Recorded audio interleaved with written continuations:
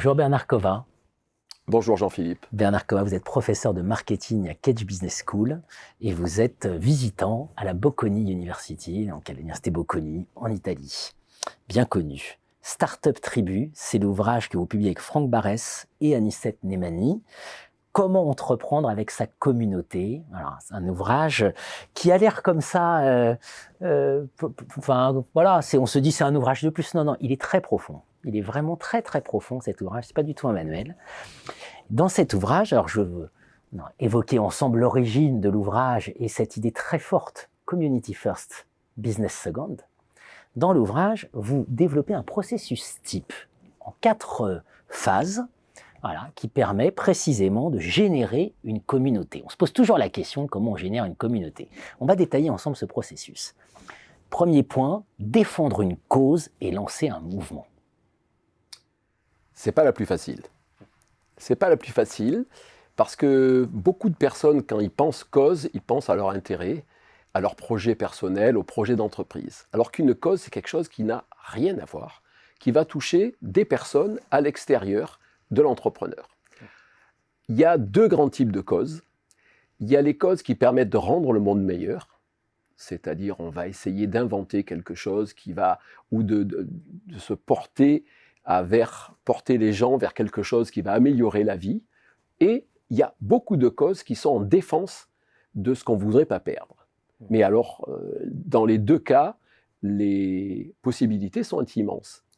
Ce qui est important chaque fois, c'est d'arriver à agréger des gens autour de la défense de cette cause.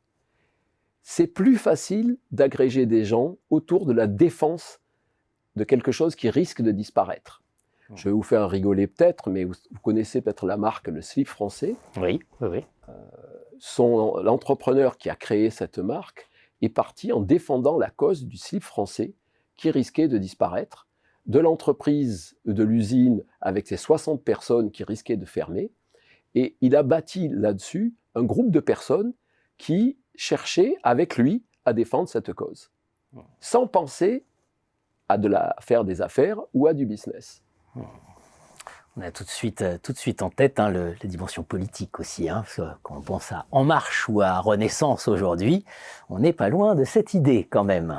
Alors justement, la difficulté, c'est de défendre des causes qui ne sont pas des causes trop importantes, qui dépassent de trop loin l'entrepreneur, qui sont aussi pas trop connues, pas trop politisées, justement. Donc il faut rester dans ou des causes locales, ou des causes marginales, mais il y en a beaucoup. Mais pour reprendre un exemple d'une cause qui est devenue très importante, mais au début, ça a étonné tout le monde, c'était le slow food, le mouvement slow food de Carlo Petrini en Italie. C'est le très bel exemple de défense d'une cause. Bien sûr. Simplement contre le fast-food, contre la mauvaise bouffe. Mais sans, peut-être que certains en ont vu quelque chose de politisé après, mais sans cela. Deuxième étape, deuxième phase, recruter des volontaires. Et c'est vrai qu'on pense à toutes les causes actuelles, bien-être animal, la transition écologique évidemment, etc., Greta Thunberg. Recruter des volontaires. Donc, comment on recrute des volontaires? Alors ça, c'est plus facile. Je ne vais pas faire exprès de dire ça, mais en fait, dans le monde actuel, beaucoup de gens, s'ennuient au travail, ne sont pas contents de leur position sociale et ont besoin de quelque chose de plus important pour exister. Et s'engager dans une cause, s'engager dans la défense d'une cause est quelque chose, même si c'est par exemple la démocratisation de la beauté, des choses qui paraissent superficielles, c'est quelque chose qui est très important pour l'identité individuelle. Donc, c'est plus facile de recruter des volontaires. Et de recruter des volontaires, ça donne un superbe avantage ensuite. Ces gens-là, qui sont à la naissance de la communauté, vont être engagés et vont être peut-être, si vous lancez un business à la fin, les premiers consommateurs, puisqu'ils veulent continuer à défendre ce sur quoi ils ont fondé une partie de leur identité. Ambassadeurs et consommateurs. Troisième temps, développer des rituels et favoriser l'interaction. Alors, dès qu'on parle communauté, en général, si on est dans le monde managérial, on parle plateforme, on parle de tout un ensemble technologique. qui souvent est vide et creux. Il sonne vide et creux parce qu'il ne se passe rien de symbolique là-dessus. Et en fait, les communautés existent parce qu'elles ont des traditions et surtout des rituels. Les rituels, c'est le moment où la communauté se reconnaît, les membres reconnaissent qui sont membres de la communauté, et les entrepreneurs ont une incroyable difficulté à comprendre que le rituel est un outil de leur projet. Il faut créer des rituels, établir des rituels, récupérer des rituels qui permettent aux gens d'interagir et de sentir qu'ils ne sont pas les seuls volontaires de la communauté. Passionnant. Mettre du lien, entre guillemets du lien, dans la proposition de valeur du projet de start-up. C'est la quatrième. Et là, c'est le plus difficile. C'est là qu'en général, quand dans nos formations, les entrepreneurs ou les participants bloquent, qu'est-ce que le lien dans la proposition de valeur d'une start-up?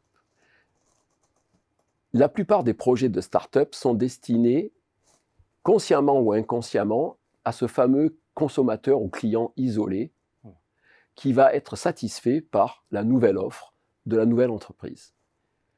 Ce qu'on voit, nous, dans les cas où il y a vraiment une communauté, c'est que le bouclage se fait entre la communauté et la start-up, quand la start-up n'offre pas quelque chose qui va de nouveau isoler les individus, satisfaire leurs besoins individuels, mais qui va leur permettre d'être ensemble. Typiquement, on parlait des studios de SoulCycle, où les gens font quelque chose de très simple, ils font à 200 du vélo d'appartement. Mais les gens payent pour ça, ils payent pour être ensemble. Le vélo d'appartement, c'est pas ça l'offre de SoulCycle. L'offre de SoulCycle, ce sont ces rituels quotidiens. C'est la phase cruciale. C'est celle-là la phase cruciale.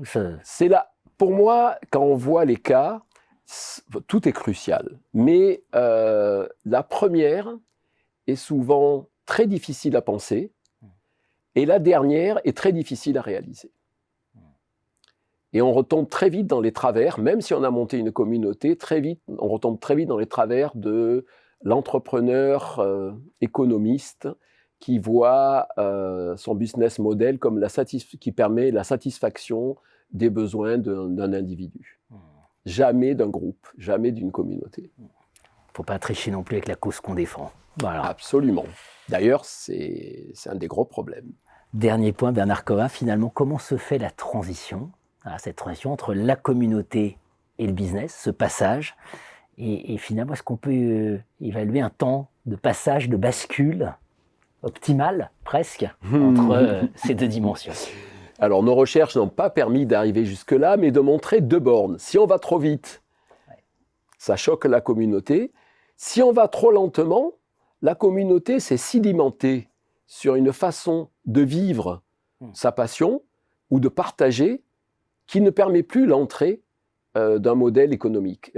Typiquement, je pense que vous avez connu dans les années 2000 le fameux succès de Couchsurfing. Cette plateforme qui permettait, elle a été lancée en 2000 par Casey Fenton, et elle permettait à chacun de voyager en regardant sur la plateforme qui était prêt à héberger quelqu'un 2 ou 3 jours sur son sofa, d'où l'idée de Couchsurfing dans n'importe quelle ville d'Europe. Et ça s'est monté et diffusé avec beaucoup de volontaires qui ont même donné de l'argent pour faciliter le projet de faire d'un monde, de transformer le monde en un grand sofa. C'était le beau projet. Et d'un coup, patatras, en 2010, une petite vidéo, vous pouvez la retrouver sur Internet, un peu honteuse de Casey Fenton, dit pour permettre de continuer, nous avons transformé notre plateforme en B Corporation. Et alors là, à partir de là et depuis là, la communauté se délite, on se retire du projet, critique, etc. Ils ont attendu trop longtemps. 2002 à 2010, c'est trop long. Par contre, il y a des gens qui créent une communauté et 6 mois après, ils lancent leur start-up avec l'offre, etc. Et là, c'est trop court. La communauté n'est pas encore assez organisée et se retire. Dans tous les cas, c'est difficile parce qu'il faut penser à gagner de l'argent, donc monétiser la communauté, mais ne pas froisser la communauté.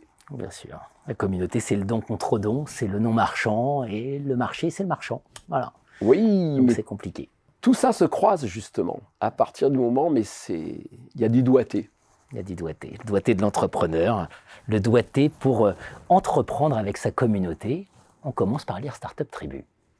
Merci. Merci Bernard Covard.